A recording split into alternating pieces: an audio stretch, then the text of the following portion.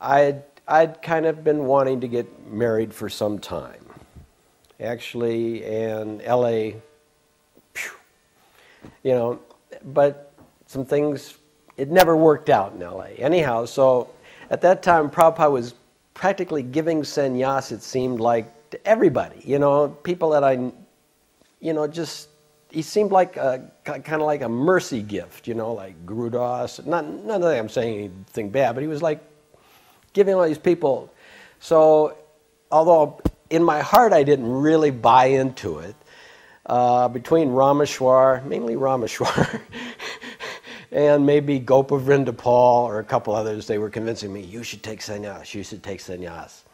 So we were in this kind of darshan with Prabhupada. There were probably 30 devotees. I was probably 15 feet back from Prabhupada. Jayatirtha was right beside me. Rameshwar was standing behind Prabhupada. And so he's standing behind, there was kind of a lull in the discussion. And Rameshwar catches my eyes and he goes, so I know what he means. So I kind of stammer, Srila Prabhupada? He goes, yes. I don't know, I've been talking with some of the devotees and I don't know if it's a good idea or not, but there's a thought that maybe it'd be a good move or a good thing for me to take sannyas. So Prabhupada said, well, how long have you been a brahmachari? And I said, 5 years. And he said, oh, very nice. And then he said, what about the fire? Or he said, what about the butter? He said, either one of those things. I think, let's just say he said, what about the butter? And I was kind of going, what about the butter? And I'm going, and Jayatirtha whispers to me, he goes, the women, fire, butter. So instead of being truthful with Prabhupada and saying, listen, Prabhupada, I'd really like to have some female association and all that goes with it. I said, Prabhupada, as long as I'm traveling and preaching, everything is fine. That's a little bit of a thing. So Prabhupada said, okay, so you can take sannyas. So I said, oh, so should we bring my name up then at this Mayapur and then I wait a year? And he says, no, you take this year. Holy shit. Holy, what am I going to do? So I'm really at a, kind of like, he's already told me I'm going to take sannyas. This is like in a few months' time. So I'm looking around for like, well, what am I going to do? Because I don't vision myself like any of these other sannyasis. So at this same time, Prabhupada, I think, went to Hawaii after leaving LA, and they had that boat there that they wanted, but nobody could skip it or anything. And I love the water. My sun and moon are in Pisces. I've always lived on the water. I just love the water, and I thought, ooh, this is a nice idea. So I wrote up a whole proposal of like a traveling Sankirtan party on a boat, and I'd even gone and seen this schooner, this big Gloucester schooner, 120 foot, and the guy was going to train us on how to do it, and we had a whole program, and Rameshwar was behind it for book distribution, and because I knew I better find something to do if I'm going to take sannyas, because I'm not just going to go around to temples and give lectures, I was a manager. So I could see me managing the boat and on the boat and, coming into the town, and it would have been fun. And it seemed like it was something Prabhupada wanted. So I wrote him this whole big thing about my idea and preaching with the boat. And he wrote back this little short paragraph, why waste time sailing, better to fly instead. So I took, okay, I got it. Anyhow, Rameshwar really liked the idea. He really, really, really liked the idea because I think it was the heyday of book distribution and the Sankirtan. This would be connected with the LA temple, so it'd be another feather in the LA temple growing, empire there, which it was big. Everything was there at that time practically.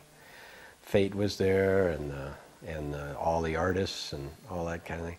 Anyhow, so I took it fine. Prabhupada said, all right, what am I going to do? I still got sannyas looking at me. So anyhow, in some long-distance calls between Rameshwar and Harikesh, Prabhupada was in Bombay translating. Rameshwar is talking to Harikesh, and he's trying to get Harikesh to bring this idea up again, that this is a good idea, and the boat and everything, and So anyhow, I guess Harikesh did me a real favor. And when he was explaining to Prabhupada, I guess, about the boat, and, you know, like maybe I don't know what happened because nobody would tell me, but Prabhupada asked, well, why is he so anxious for doing this? I wasn't anxious for doing it, but Prabhupada asked that. So I think Harikesh said something like, well, Prabhupada, you know, he's in LA, and there's all these women around, and, you know, he's agitated or whatever, and this would be a good way, he'll always be out. And anyhow, so Prabhupada writes this scathing letter. Didn't even write it to me. He writes it to Rameshwar, who wouldn't even show it to me for years. I've got a copy of the letter now. And it's in it. Prabhupada just, he just saved me. He said, what a, you know, rascal, lowest of mankind, fool, you know, bad example, taking sannyas, all this kind of stuff. And Rameshwar was so afraid that I'd freak out if I saw it, he wouldn't even show it to me. He had Jayatirtha break the news to me in a gentle way. But the minute I heard that Prabhupada had said that basically I couldn't take sannyas, I just felt saved. So I was duplicitous with my spiritual master. I was, you know, in Laguna Beach, when I had told him, as long as I'm traveling and preaching, then I'm fine.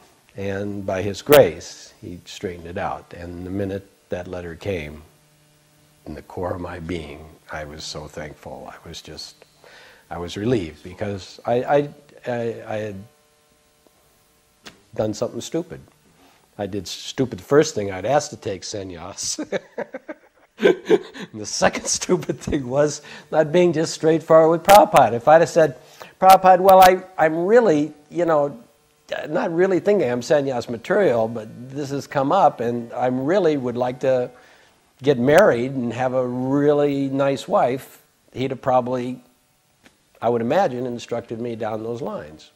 Maybe he would, maybe he wouldn't, but I didn't give him the chance to, I didn't give him the information to kind of give me the instruction.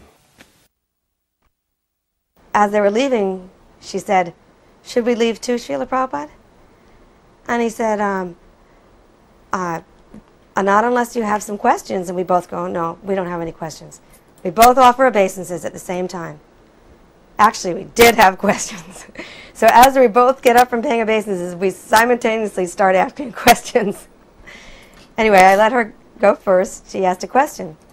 She said, Srila Prabhupada, I heard that in yesterday's darshan, you said that a sannyasi's business is to preach. Brahmachari's business is to assist the sannyasis. And the householder, the grihasta's business, is to do deity worship. So what about us brahmacharinis? Can we do deity worship? And actually we were doing a lot of deity worship. We were doing most of the deity worship in Bombay at the time for Radha Rasa Bihari in the old temple. And he said, yes, you can also do deity worship. So she was satisfied with her answer. So then I asked my question. This is a question I had been thinking for a long time. And what I wanted to ask and what I did ask were two different things. I had heard from a friend, Chintamani Prabhu, that he had given her instructions to worship Lord Jagannath because her husband was Sudama and he had taken sannyas. And there was a deity of Lord Jagannath in Japan. I believe they were installed, but they were her deities. He told her on two different occasions to make Jagannath your husband, Subhadra your daughter, and Balaram your son. It's a very personal instruction. And then I also knew from Nandalal Prabhu that he had given her a deity of Krishna right off his desk. He had given her a deity and told her to worship this deity. I think it was a silver deity of Lord Krishna that someone had given him, and it was on his desk in Los Angeles. So I knew about these two ladies, and they were both in a renounced position. One, the husband took sannyas, the other was older and didn't want to get married. And I was thinking, I was very old. I was 29. And I was thinking I was very old and I wasn't going to get married. And so I was thinking I was like them and I wanted instruction like them. But yet I didn't really have that close of personal relationship with Prabhupada. So I wanted to ask, can I have my own deity? And I just couldn't do it. I just couldn't do it. I had to say, Srila Prabhupada, can devotees have their own deities? And his answer was, no. And then he said, because that will distract from the temple deity. So I took that instruction to mean that if you're going to get absorbed in your own deity worship, then you don't want to take the time to worship the temple deity. And that was the main lesson.